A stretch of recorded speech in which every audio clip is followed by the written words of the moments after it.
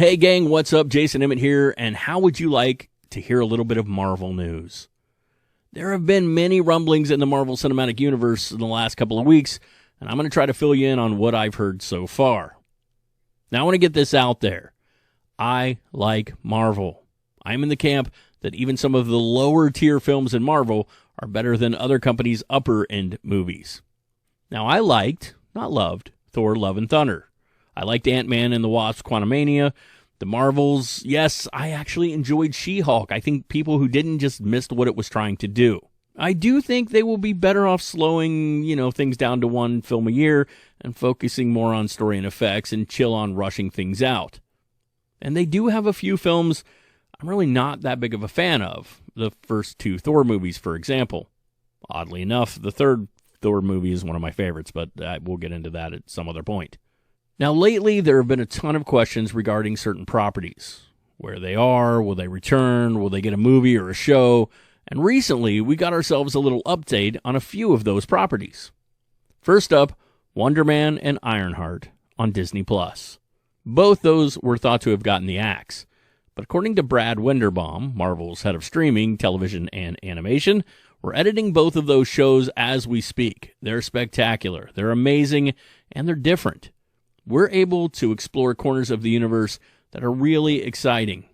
Riri Williams is one of them, and I cannot wait for people to meet Simon Williams. This is actually really interesting news because both of these were thought to have been cut from the roster. Now, no word on premiere dates, but it is expected they will both come out in 2025. We were also told that Nova will in fact be making a debut in the MC universe sometime soon. Whether that's going to be in a show or in a movie, we don't really know yet. But I personally think introducing a character like Nova, that's going to be a step up for Marvel. And that's going to help pull fans back in.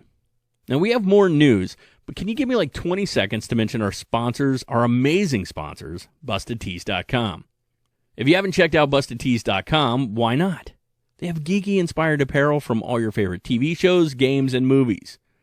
They have shirts, hats, stickers, socks, all kinds of stuff. And if you go to pick something up, when you hit the checkout, drop in our code, Jason25945, and you're going to get 20% off your purchase. Pretty awesome, right? Again, that code is Jason25945, and that's over at BustedTees.com. Now, if you haven't been paying attention, there's something that you likely missed, and that's the fact that Thunderbolts is currently filming. So Thunderbolts is being worked on right now. We've seen a few little tiny behind-the-scenes shots, and I'm really looking forward to that, too. Last, let's talk Kang the Conqueror. Now, this one has been up in the air for a couple of reasons. The first, and I will admit this, he's been introduced in Loki and Ant-Man, and his impact hasn't been anywhere near that of Thanos. Ant-Man beat him the first time we were introduced to him. Ant-Man is awesome, but not one of the strongest Avengers. People weren't feeling him as the big bad, and things were not working in the way Marvel had hoped. And then we got that controversy in the arrest of Jonathan Majors, and it looked like curtains for the character.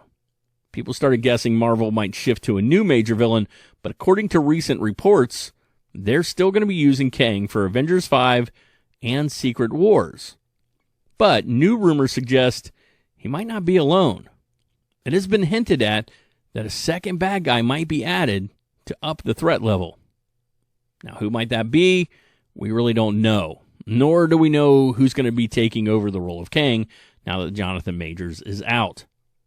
I've heard a lot of people say a lot of things, and yes, I agree. John Boyega would be a great choice to take over the role, but he has said in the past he's not really interested in joining the MCU at this time. John David Washington would be a great addition, and I've heard a lot of folks who want to see Coleman Domingo in the role. I'm a massive fan of Coleman Domingo, but again, he's a little bit older. I don't know. He could probably pull it off, though. Here's the thing. What if Marvel got creative with their writing and made it so the High Evolutionary was a variant of Kang?